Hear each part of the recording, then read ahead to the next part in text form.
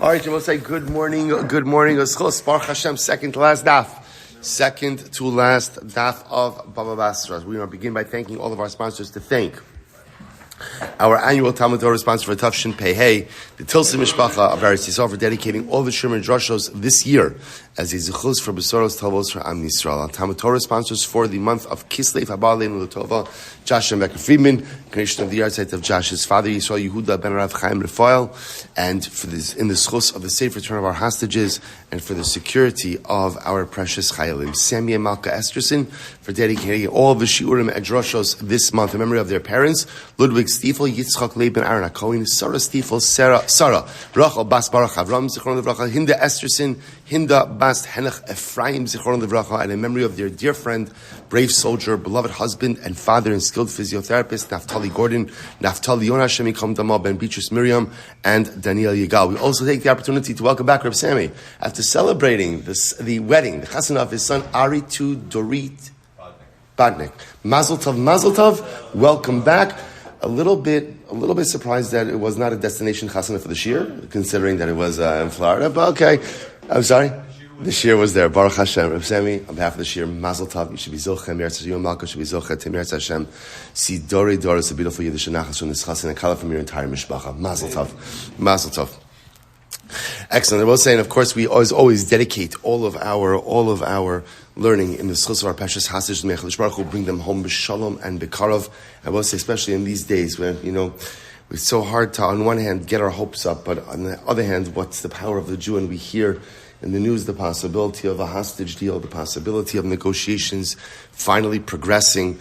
And you never know what kind of pushes things in the favor and the direction of Klal Yisrael. So it's these days when we hear just these little glimmers of hope that come out, that halavai, if we just push ourselves a little bit more, work a little bit harder, there's no telling what incredible miracles. This is the month of miracles. Kislev is the month, the truth is every month is the month of miracles for a Yid, but Kislev is especially a month of miracles, and who knows, if we just push ourselves and work a little bit harder, no telling what we could accomplish as a people. So I'll say with that, let us begin. Today's daf is Kuf Ayin Hey, 175, and we are picking up in Meretz Hashem on Kuf Ayin Dalet Amud Beis. I know I left you mid-story yesterday.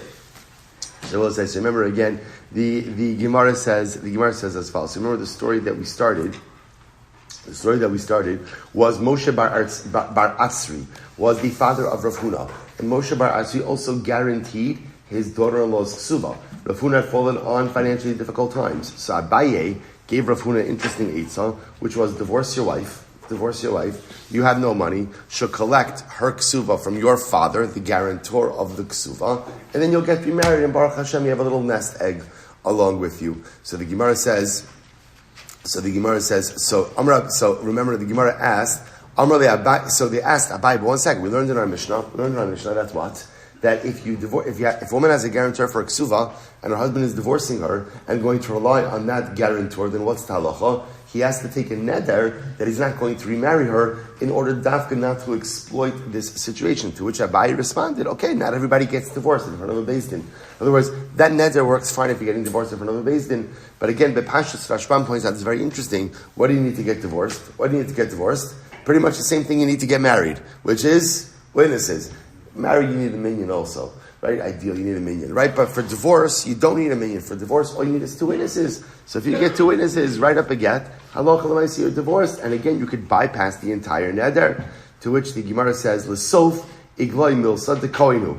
Interestingly enough, it turned out that at the end, Rav Huna was a kohen, right? And therefore, again, this whole thing, this whole idea of Abaye's was not going to work regardless, because halacha l'maaseh, if Rav Huna would divorce his wife, then as a Kohen, he would be unable to remarry her. Amar Abaye said, Hainu da Amri Inshi, Basra Anya, Azla Aniyusa. This is what some people say, the famous adage, poverty follows the poor. Now what Abaye seemed to be saying over here is apparently Rav Huna was destined to be poor, and therefore again, there was really no mechanism to extract him from his poverty. They're both saying that the truth is, that is it's a pretty sad statement. Right? So much of Yiddishkeit is always about changing your circumstances, and even about changing your financial, it's not just spiritual circumstances. But right, isn't one of the most beautiful and incredible and heartening lessons in Yiddishkeit is work hard enough and you could change anything. Work hard enough and you could change anything. But at the end of the day, yet Abaye says, Basra Anya Azla Ani Yusa. Poverty follows the poor. So perhaps what Abaye is saying is like this. It is important to understand that there are certain experiences in life that HaKadosh Baruch Hu wants us to have, and that no matter what we do to try to change them, we're going to undergo them. That's the way life works. So there's like two buckets. There are the things you could change, and there are the things you can't change. What do you do in life with the stuff you can't change? So essentially what Abaye is saying is, those are the experiences, those are the things, those are the realities that HaKadosh Baruch Hu needs me to have in order to self-actualize. That's Basar Anya, I keep messing it up. Basar Anya Azla Ani Yusa. Poverty follows the poor, which means that for some people, being poor is what HaKadosh Baruch Hu needs them to be in order to fully self-actualize. Just like for some people, being wealthy is what HaKadosh Baruch Hu needs them to be in order to fully self-actualize. And there are those things in your life which you are going to be unable to change. So what do you do with the things in your life that you can't change? Lean into them. Embrace them. And recognize that at the end of the day, they're absolutely necessary for your personalistic self-actualization. But one second, would Abaye actually say this? Would Abaye actually give this eitzah to Rav Huna to divorce his wife in order to collect the ksuva from the guarantor? So Abaye says, what is an asharim? What is a cunning rasha? So we'll say, so apparently in the world of Rishayim, there are different levels. Right? You could just be like a regular rasha. Mediocrity finds itself everywhere, right? Even in the world of rishos. There's just like a regular Russia, run-of-the-mill Russia, mediocre Russia, and then there's a Russia Arum. Either go big or go home. What's a Russia Arum? That is a cunning Russia. That's like mamish, that's like the Rebbe of the Russias. Rebbe of the Risham. So what happens? What's a Russia Arum? So I'll say, so without getting fully into this case, if you remember again, remember we had this case before, where let's say again, Ruvain says, I hereby bequeath I'm leaving my property, I'm going to die, I leave my property to Shimon, and then after Shimon I want it to go to Levi. Right? So again, he's setting up a progression of that property. So Rabbi Shimon Gamliel says, okay, it transfers like that, but if Shimon decides to sell it, the sale is effective. So Rabbi says, so that's an example of doing something that works, but it's really not right. So if Shimon sells the property, it works. But that's not what Ruvain wanted. What did Ruvain want? He wanted it to go from Shimon to Levi. So the Gemara says, sometimes in halacha, you could work the system, right? So you could go ahead and cause something to occur, but recognize that that's not really what is supposed to occur. So the Gemara says, so beno shiny, v'tzor mirabanan shiny. This is different. First of all, again, this was Abaye giving eitzah to Rav Huna. Rav Huna was the son of Shimon of Moshe ben Atzri, and furthermore, again, Rav Huna was the Talmud Chacham. So to benefit one's child and to benefit the Talmud Chacham, sometimes we're really willing to go ahead and utilize this system a little bit. Vaha arefu v'kaimala under arev diksuva lo mishtabid. Shabbos say, now we're going to explain this statement in just a moment. But one second, this is a guarantor of a ksuva. And we learned elsewhere that the guarantor of a ksuva is not really on the hook to guarantee the ksuva. Now we're going to discuss what that means in just a moment. The Gemara says, no, kablon hava. This Moshe ben Atzri wasn't stam and arev, rather what was he? He was a kablon. Remember again, we saw yesterday's daf, what's a kablon? What's a kablon? Kablon is a guarantor that you could go to proactively from the beginning. So the Gemara says, "Halini chalaman damar kablon diksuva afa gav blessed nechasi lebal mishtabid shapir." So this makes sense according to the opinion that says that a kablon for a ksuva, even if the husband has no property, will still commit himself. Elaman da amar islay mishtabid ilesle lo mishtabid my ikalamemar. But according to the opinion that says even a kablon only commits himself to guarantee the ksuva if the husband has some property. But if the husband has no property, then the kablon is not going to commit himself. To which the Gemara says, Ibay Sema, mehavi havila vishtadov. So some say no. Rav Huna, the chassan, did have property. But what happened? It got damaged by flooding. So he had, but now he has nothing. At the time of his marriage he had, and now he has nothing. The Ibay Sema, Abba legabe brei shabude mishabe nafshe. Rabbi say this is beautiful. Others say, remember Rabbi say, who's the guarantor? Who's the guarantor over here? Right? His father. Moshe ben Atzri is the father of Rav Huna. Is the father of Rav Huna. So you're right. Maybe under normal circumstances, a guarantor for a ksuva is not going to become a kabbalah guarantor unless, of course, what? Unless, of course, the chassan has property. But this is no normal guarantorship. Number one, it's a kabbalah. Number two, it's a father. And Rabbi say, what is the klal gadol by a father? Abba legabe brei shabude mishabed nafshe. A father will give anything for his son. A father will give anything for his son. And a father will go ahead and guarantee ultimately, again, the ksuva for his son, even if his son has no money. Rabbi say, you understand the profundity of that statement? If that is true by a human father, and every father knows this to be true, what wouldn't we do for our children? What wouldn't we sacrifice for our children? Alachas kama v'kama, avinu shabashamayim, the ribono shalom. If this principle is true, that Abba, which it is true, Abba legabe brei, shabude mishabed nafshe, that a father, literally again, gives over his very soul to his children, will do anything for his children. I will say this gives us a glimpse into how committed the Ribono Shel Olam is to us. You know, we so often focus, we're just learning in Chassidus, right, in Reb Tzadok, about the level of commitment that, right, that we're avodim to HaKadosh Baruch Hu. But in the same way that we're committed to HaKadosh Baruch Hu, the Ribono Shel Olam is absolutely and unequivocally committed to us. Abba, Avinu Shabashayim, the Ribono Shel Olam, Megabe Brei, for us, Shabudei Mishabed Nafshei. The Ribono Shel Olam is more committed to us than we could ever imagine. The Itmar, so again, let's talk about this a little bit by Ksuva. The Itmar, Ariv Dik Ksuva, this is incredible. Ariv Dik Ksuva, Divra Kol Mishtabet. So we'll say this is actually quite a wild statement. Everyone agrees the guarantor of a Ksuva is not really committed. In other words, he's not really guaranteeing the Ksuva. Now, what that statement means, we'll have to see. Kablon de Balchov, Divra Kol Mishtabet. Now we'll say Kablon, remember a Kablon. Remember, we learned what's a kablan. Kablan is a higher intensity guarantor. The lender could go to him proactively. So kablan of a regular debt, everyone agrees, is mishtabit, ultimately commits himself. Kablan de ksuva, va'ariv de balchov. So we'll say, so ultimately again, what about a kablan of a ksuva and a regular guarantor of a debt? Pligi is machlokas. Mar savar islay nechasi lelov mishtabit, ilesay lo mishtabit. So one opinion holds, in a stam case of an arev, right, a regular guarantor for a debt.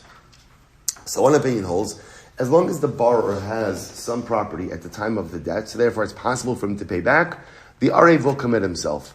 If the borrower has no property at the time of the debt, the arev, the guarantor, is not going to commit. Umar savar, the other opinion holds, ben islay uben leslay mishtab. The other opinion holds that no, halach l'maisa, an Arev is willing to commit himself no matter what. And Abba say, Hilchasa, here it is, underline these lines. Arev, bein islay ubein leslay mishtabit.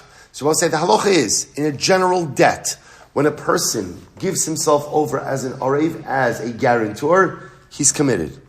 He's committed. Now again, whether the borrower has property or doesn't have property, the Arev is committed. Abba say, and I remember again, we spent yesterday and what's today? Tuesday. We spent yesterday and Sunday going through a whole list of criteria, right? In other words, there's a number of steps, a number of things that have to occur before you can go to the guarantor. But halacha l'maisa, right? Reuven lends Shimon money, and Levi is the guarantor. Whether Shimon has property, doesn't have property, Levi is the guarantor. The guarantor is on the hook. The avagav, bar me'arev diksuva. What's the exception to this rule? The guarantor of a ksuva. The afagav, the islay lebal lo mishtabed. So I'll say, so this is incredible. When it comes to the arev of a ksuva, even though the husband has property, the guarantor is not really a guarantor. So I'll say, so this is incredible. It turns out that when Reuven marries Rachel and Shimon says he'll guarantee the ksuva, Shimon's not really a guarantor. What does that mean? So what exactly is Shimon signing up for? My taima mitzvah huda avid v'lo midi chasra. I will say, you know what's happening over here? Do you know why Shimon's stepping up and saying he's going to be the guarantor? He sees Rachel's a little nervous. Rachel's nervous, so Shimon says, you know what? I'm just going to calm her down. How am I going to calm her down? Rachel, don't worry. I'll guarantee the ksuva. Now I will say, the truth is, no one gets married because of the ksuva, right? The ksuva, what role does the ksuva play in marriage? The ksuva ultimately, again, it's a security blanket. It's the knowledge that in the event of death or divorce, the woman will be taken care of. So therefore, again, the Gemara says, so Rachel could be financially insecure. Shimon comes along and says, I got you. I'm secure. I am guaranteeing the ksuva. But it's not a real guarantee, the Gemara says. So only the Lashon over here is, mitzvah David, he's doing a mitzvah. They both say, now, what mitzvah is this exactly? What mitzvah is this? It's the greatest mitzvah of all. Making another Yid feel safe and secure. Right? The greatest thing you could do for another person is to give them a sense of security, is to make them feel secure in who and what they are. So Shimon's coming along and Shimon's saying, Rachel, don't worry about it. Don't worry about it. I guarantee your ksuva. But he's not actually guaranteeing the ksuva. He's just giving her chizuk. He's giving her chizuk, which is a tremendous mitzvah, but does not create a financial obligation. Which I just want to point out how profound that is. That the Gemara calls giving someone else chizuk a mitzvah. Allowing someone else to feel safe and secure. Giving someone the confidence to take big steps in life. And making them feel secure in making that leap, that's a mitzvah. That's a mitzvah. Being there for each other is a mitzvah. Giving chizuk to one another is a mitzvah. Holding each other's hands in uncertain times is a mitzvah. Giving another yid the confidence to take a major step in life, that's a mitzvah. Incredible. It's a mitzvah, but it does not create a binding guarantorship.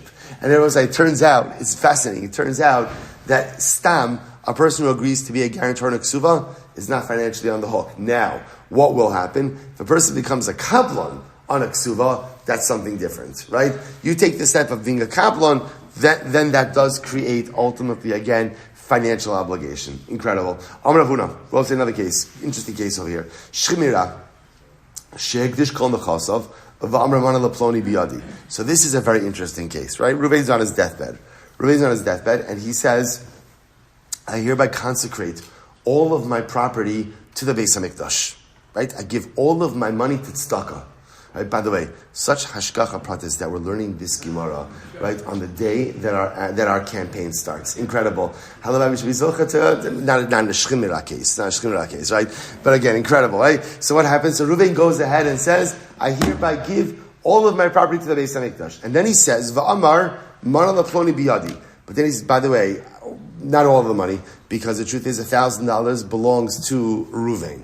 So both says, if you notice over here, what he kind of did is he made two somewhat contradictory statements. On one hand, he's giving all of his money to the Beis HaMikdash, but now he's saying that $1,000 belongs to Reuven. So how do you reconcile this? So the Gemara says, Naaman, so Shchimera is believed. Why? Chazaka in Adam Ose Kinunya al Hekdish. Because also the assumption is people don't play with Hekdish. Ose Kinunya means like play games. Right? So again, what Reuven is saying over here, what Shchimera is saying is, all right, listen, yes, I'm giving over my estate to the Beis HaMikdash, but obviously it's only the stuff that I own. I don't own this $1,000 which belongs to Reuven, and we take him at his word because a person is not going to play games with Hekdish. So Maskeh for Rav Nachman. So Rav Nachman says, 1 second. V'chi adam ose kinunya al banav. But does a person play games with his kids? Like in other words, where a person pulls shtick with his kids. The Gemara says, the Rav Ushmuel daring tarvayo, because we're about the following case. Rav Ushmuel say the following: Shchimira sh'amar mana leploni biyadi. So it's an interesting case over here. So Shchimira says, I have $1,000 in my possession that belongs to Reuven. So what's the halacha? Amar tnu nosnin. If the Shchimira says, give it to Reuven, then the Yisomim have to comply and they have to give it.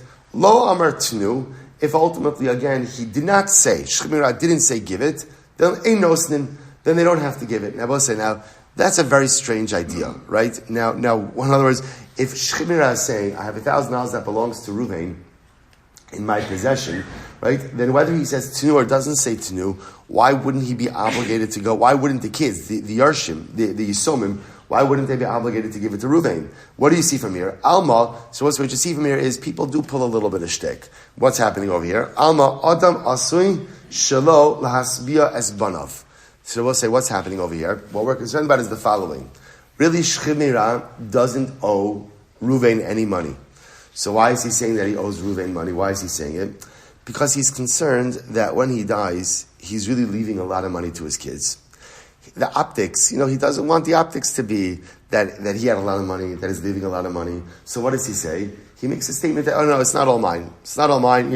This belongs to Reuven and this belongs to Shimon, but he doesn't really mean it. So in other words, if he says to the kids, Tnu, give it, then that means that he really means it and it belongs to them. If he doesn't say Tnu, then what is that? Then ultimately, again, that's just his way of optically, publicly diminishing the value of the estate so that his kids don't look as wealthy. So we'll say, so what do you see? So the Gemara says, Hachanam, by the way, we'll say, I just want to point out, that statement, a tremendous chinuch statement. Adam asu shelo lahasbia esbanov. Do you know what that means? Do not give your kids everything they want. Do not give your kids everything they want. It is the Achilles heel of parenting. That parents think that being a good parent means fulfilling every single need and wish and desire of my kids. That's not good parenting. That creates spoiled, entitled children who think that everything in the world is coming to them. So Adam aseh shelo lahasbia esbanav.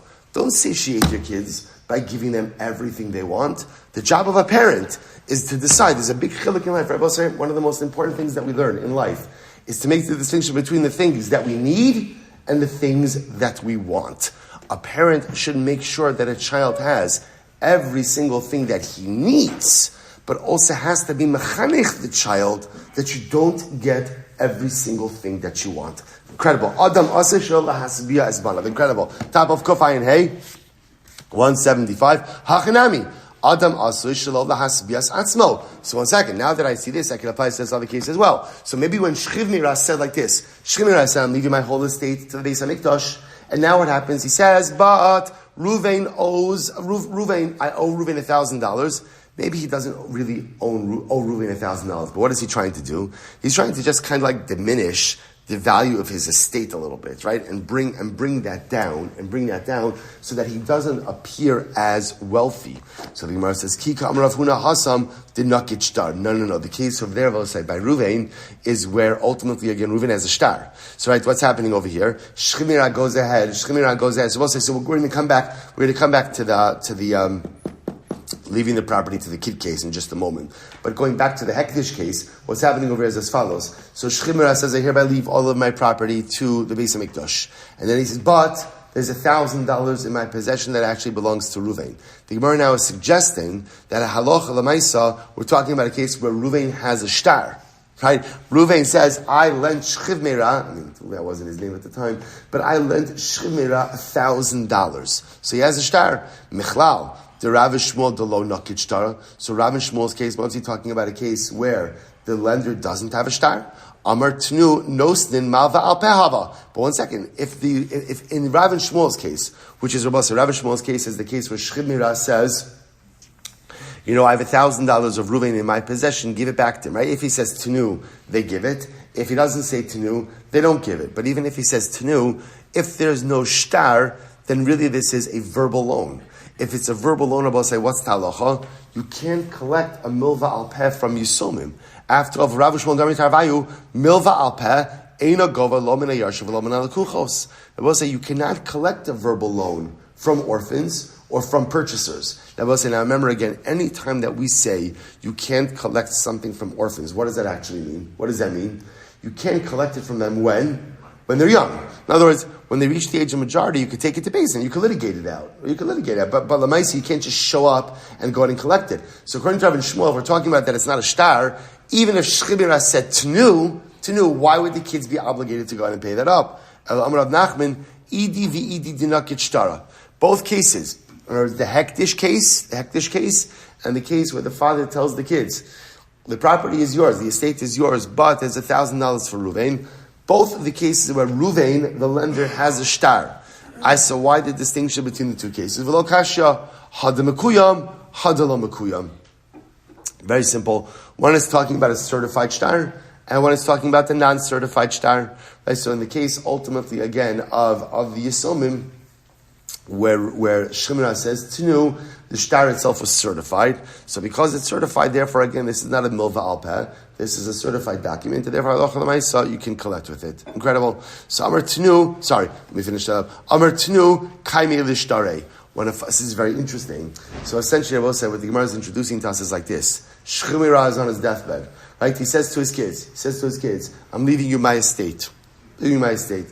You know, there's this thing halacha. You know that if a person loses a parent, and the parent leaves behind a significant yerusha, so a person is obligated to make two brachas, one of dayan ha'emes and the other of hatova ha'metiv. Right. So on one hand, the Shemira is saying over here, right? I'm leaving you my estate, but $1,000 that I have is owed to Ruvain. So if he says, if that's it, then we assume that actually what he's doing over here is trying to diminish optically the value of the estate. But if he says tnu, if he says give it, essentially by saying give it, the Shemira, is certifying the document. That's like a kiyum shtaris, and therefore again with the certified document, the Yisomim are obligated to repay that debt. Lo amar tenu, lo kaimi l'shtare. But ultimately, again, if he didn't say tenu, then this is an uncertified document. If it's an uncertified document, then what? Then l'maisa, again, you can't collect it from the Yisomim until they reach the age of majority, and then you could litigate it out. Incredible. That's our case. Amar Rabba, Shemira, great case. Amar Rabba, Shemira sha'amar, mana l'ploni biadi. All right, well, it's a very interesting case over here. Shemira says, I owe Reuven $1,000. Then Baruch Avraham, he dies. And what happens? Va'amru Yisomim paranu. The Yisomim said, we pay back. We pay back. So here they're claiming again, we paid it back already. So what's that halacha? So the Gemara says, Ne'emanin. They're believed. They are believed. So the Gemara says, Tnu mana leploni. So again, if Shemira says, so we'll say, notice the difference in the cases. In case number one, the Shemira is making a declarative statement. Right, I have $1,000 of Ruvains in my possession. Shemira dies. Yisomim say we paid it back. Ultimately, we believe them. But if halacha l'maisa again, Shemira said to his kids, give $1,000 to Ruvain, Farim Yisomim paranu, and the Yisomim said we paid it back. Ein ne'emanin. They are not believed. Okay, so the Gemara says, 1 second, I don't understand this. Klape laya, ipcha mistabra. I would say just the opposite seems to be true.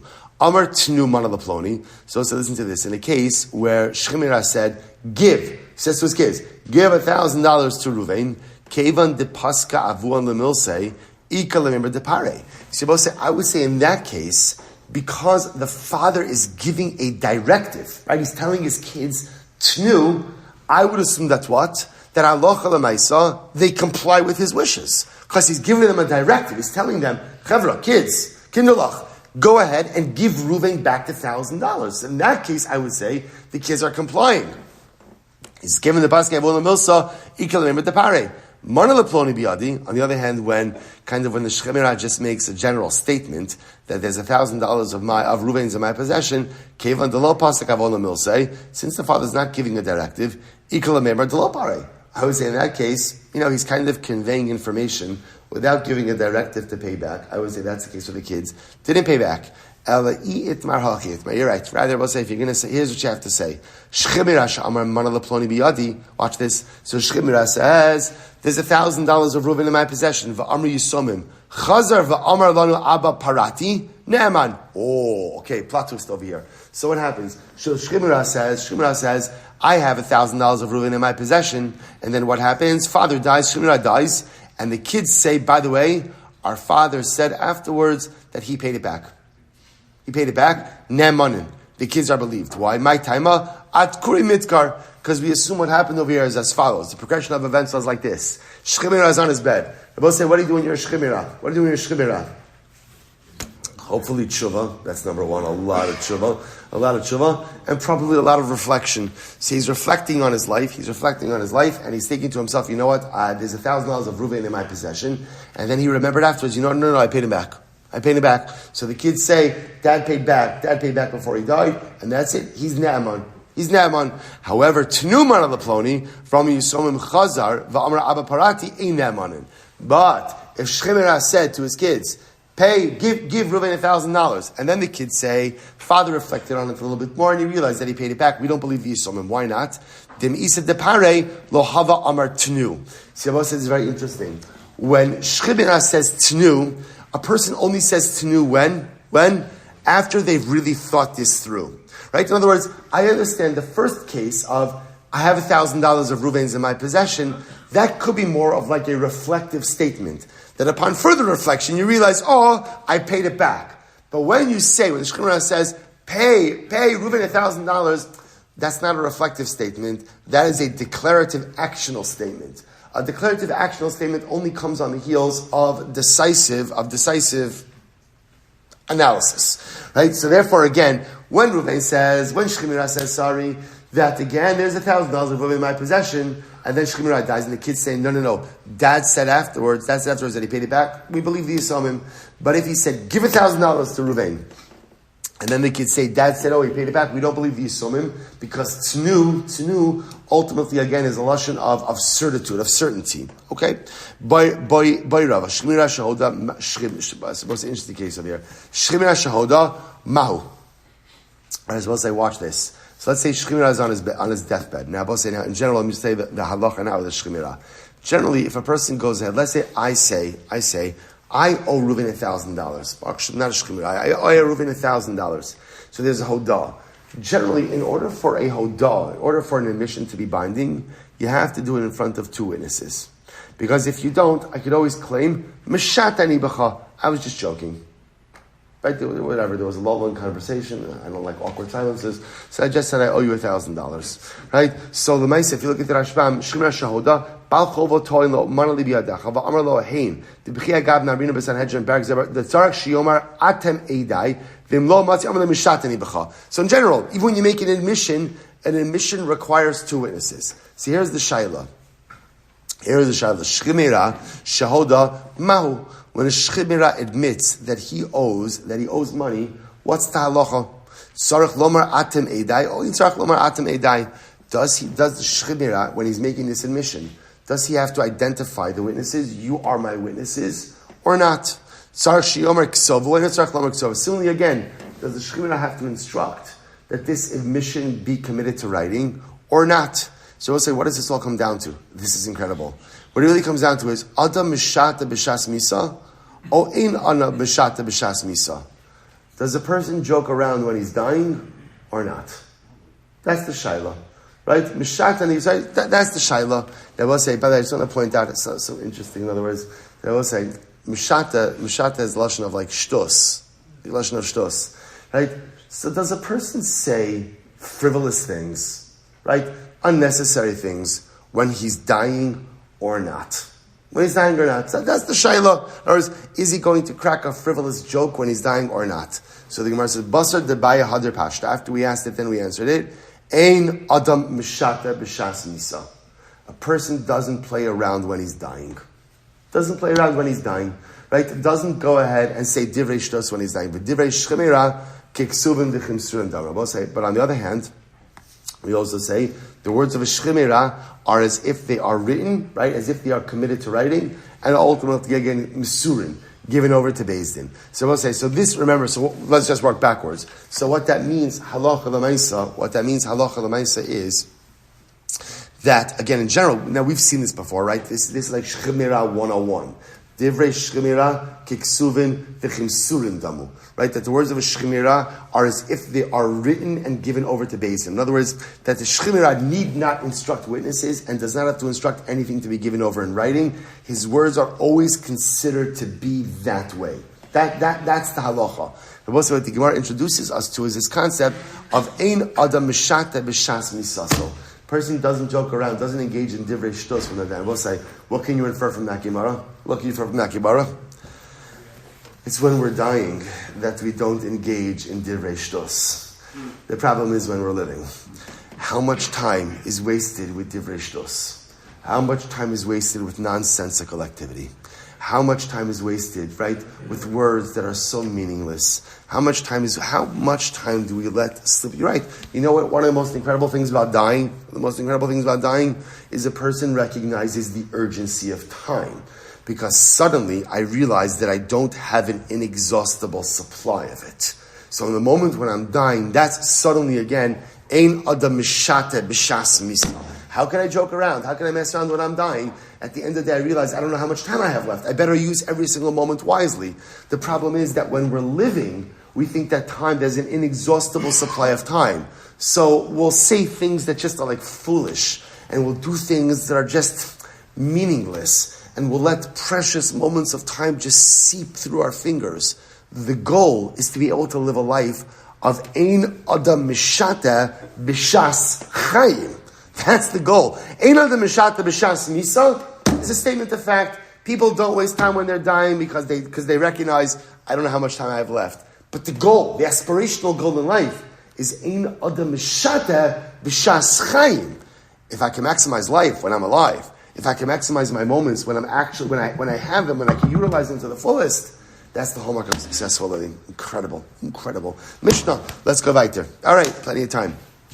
Amalves chavero bishtar governor chassid shubavim. So we'll say this is a great Mishnah.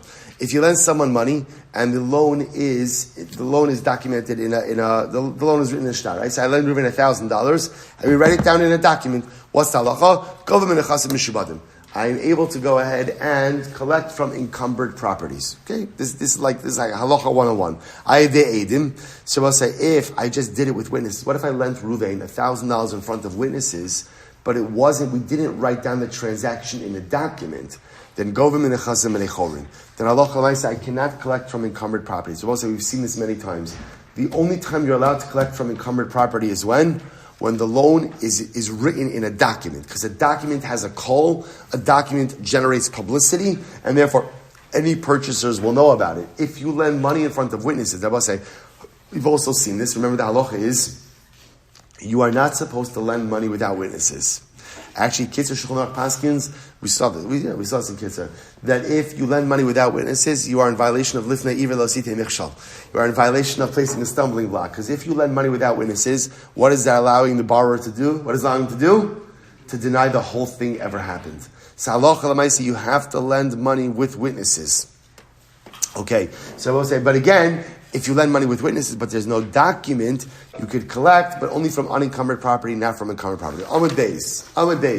Chotzi alov ksav yadu shu chayiv lo govem echasim menechorim. Similarly, again, if I lend Reuven $1,000, and I produce a document written in Reuven's handwriting, so I'll say that allows me to collect from unencumbered property. So in other words, the only time you could collect from encumbered property is when you have two things. Number one, a shtar, document, and edim, witnesses. If I produce either witnesses, right, but no shtar, or a shtar written in the handwriting of the borrower, that allows me to collect from the chasim b'nei chor, unencumbered property. Good, let's go. This is a very interesting case.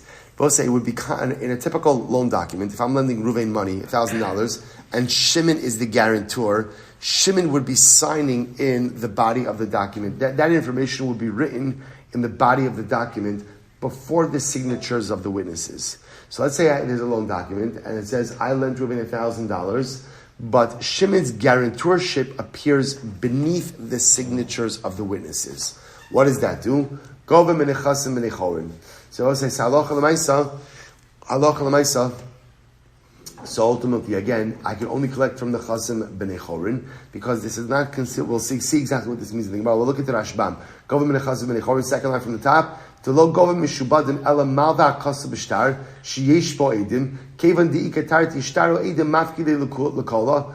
Sorry, wrong one. Govim b'nei chasim b'nei chorin. It's in the short lines, 3 lines in. Govim b'nei chasim b'nei chorin mina orev ba'arba shabal peh dimilva al pehi kevan dol chasimi edim kaver. So let's listen to this. What this means is like this. If I go ahead and halacha l'maisa,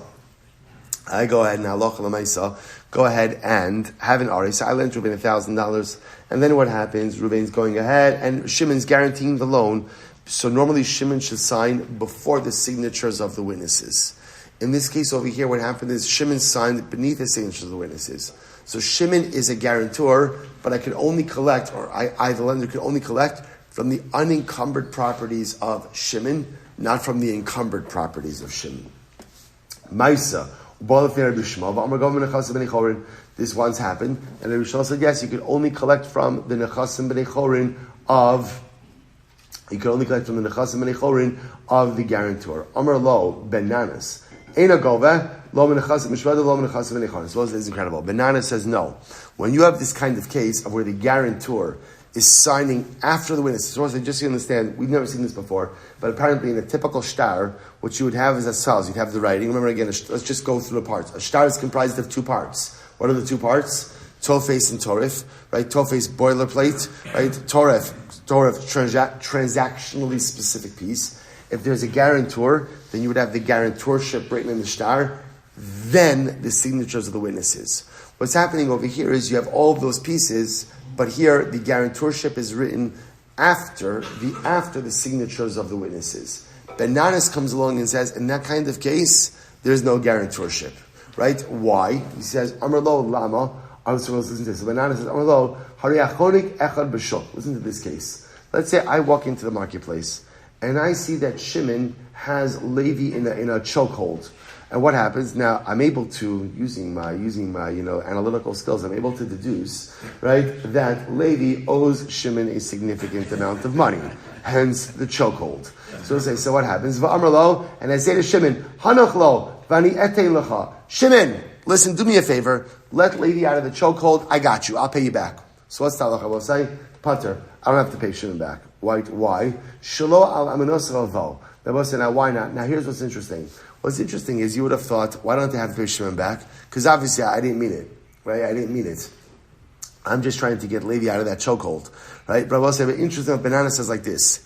The only time a guarantorship becomes binding is when it's clear that the lender lent the money to the borrower based on the guarantee of the guarantor.